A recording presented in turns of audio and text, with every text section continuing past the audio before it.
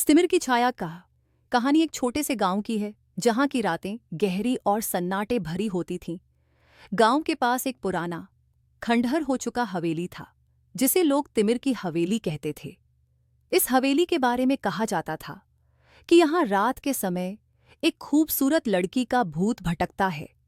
रवि, एक नौजवान जिसने अभी अभी शहर से गांव वापस आने का निर्णय लिया था, वह गांव के रहस्यों से अनजान था, लेकिन हवेली के बारे में सुनकर उसका मन कौतूहल से भर गया। गांव के बुजुर्गों ने उसे वहां जाने से मना किया, लेकिन रवि का दिल तो मानो उस हवेली की ओर खिंचता जा रहा था।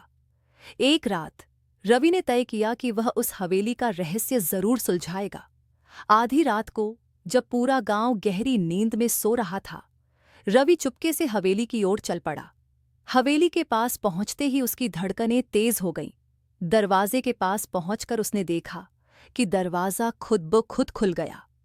रवि अंदर गया और उसने देखा कि हवेली के अंदर सब कुछ धूल से ढका हुआ था, लेकिन एक कमरा ऐसा था जहां सब कुछ साफ सुथरा था। कमरे के बीचों बीच एक प्राचीन शीशा रखा था। रवि ने जैसे ही उस शीशे में देखा, उसे एक लड़की का प्रतिबिंब दिखाई दिया। वह लड़की असाधारण रूप से सुंदर थी, लेकिन उसकी आंखों में गहरा दर्द और उदासी थी। रवि उसकी ओर बढ़ा और उसने धीरे से पूछा, तुम कौन हो? लड़की ने धीरे से कहा, मैं निशा हूं, इस हवेली की मालकिन थी, लेकिन मेरे प्रेमी ने मुझे धोखा दिया और मेरी हत्या कर दी। अब मैं इस हवेली में कैद हूं, अपनी मुक्ति का इंतजार कर रही हूं। रवि को उसके शब्दों में सच्चाई और दर्द महसूस हुआ। वह उसकी मदद करना चाहता था।